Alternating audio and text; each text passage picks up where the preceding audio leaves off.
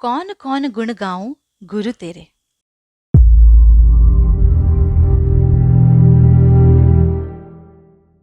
मेरे पिताजी सन 1964 में ही गुरुदेव के संपर्क में आए।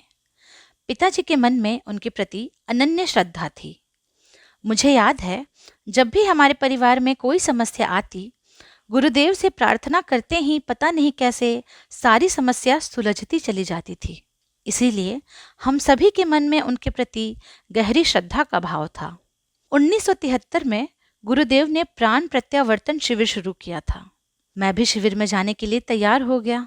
मन में शांति कुंज जाने के लिए उत्साह तो था ही, गुरुदेव से मिलने की ललक भी थी, क्योंकि पिताजी से गुरुदेव के बारे में बहुत कुछ सुन रखा था। उन्हें प्रत्यक्ष देखने का अवसर पहली बार मिल रहा था। आखिर वह दिन आ ही गया जब हम शांति कुंज पहुंच गए।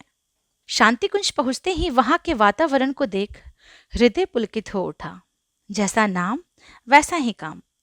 शांति कुंज को देखते ही मन में साधना की तरंगें उठने लगी। मैं जैसे ही गेट के पास पहुंचा, गुरुदेव गेट पर ही खड़े मिले। मैंने झुककर प्रणाम किया। वे बोले, मैं तुम्हारी प्रतीक्षा कर रहा था। उनके इन शब्दों को सुनकर हृदय में ऐसी भाव तरंगे उठी कि मैं शब्दों में व्यक्त नहीं कर सकता। मेरे हृदय में उनके प्रति सम्मान दुगना हो गया। भगवान स्वरूप गुरुदेव की मुझ अकिंचन पर ऐसी कृपा। मैं मन ही मन बहुत प्रसन्न था। दूसरे दिन मिलने के ख्याल से गुरुदेव के पास गया। उन्होंने प्यार से अपने पास बैठाया, कुशल समाचार पूछे। उसके बाद बोले, कोई समस्या हो तो बताओ। मैंने कहा, गुरुदेव मैं बोल नहीं सकता। गुरुदेव ने मुस्कुराते हुए कहा, क्यों, बोल तो रहा है। मैंने कहा, मैं हकलाता हूँ। उन्होंने कहा, मैं भी हकलाता हूँ। मेरा कोई काम रुका है आज तक? तुम्हारा भी काम नहीं रुकेगा। मैंने कहा, नहीं गुरुदेव, मैं प्रवचनकर्ता बनना चाहता हूँ। गुरुदेव थोड़ा रुके, फिर बोले, तू बनेगा, जरूर बनेगा। मैं गायत्री माँ से प्रार्थना करूँगा।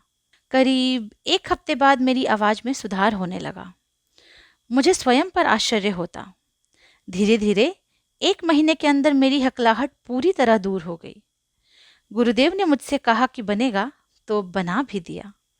मुझे अच्छी सर्विस भी मिल गई और एक अच्छा वक्ता भी बना दिया, जो बहुत दिनों से मेरी दिली इच्छा रही थी। मैं आज भी गुरु कृपा से अभिभूत हूँ। जिन्होंने स्वयं की हकलाहट दूर करने के लिए चमत्कारी शक्ति का सहारा नहीं लिया, अपनी संतान के लिए माता से प्रार्थना नहीं की, उन्होंने मेरी कमियों को दूर कर मुझे आत्महीनता की ग्रंथि से उबार लिया, जीवन पथ पर मजबूती से खड़ा होने लायक बना दिया। आज मैं धन्य हूं उनकी कृपा पाकर। प्रस्तुति कृष्ण कुमार विनोद, दुर्ग, छत्तीसगढ़। अगर आपको हमारी यह वीडियो पसंद आई हो तो इसको लाइक करें, कमेंट और शेयर ज़रूर करें। साथ ही हमारे YouTube चैनल ऋषि चिंतन को सब्सक्राइब कर बेल आइकन भी दबाएं, ताकि आपको आने वाले वीडियोस की नोटिफिकेशंस मिलती रहें। धन्यवाद।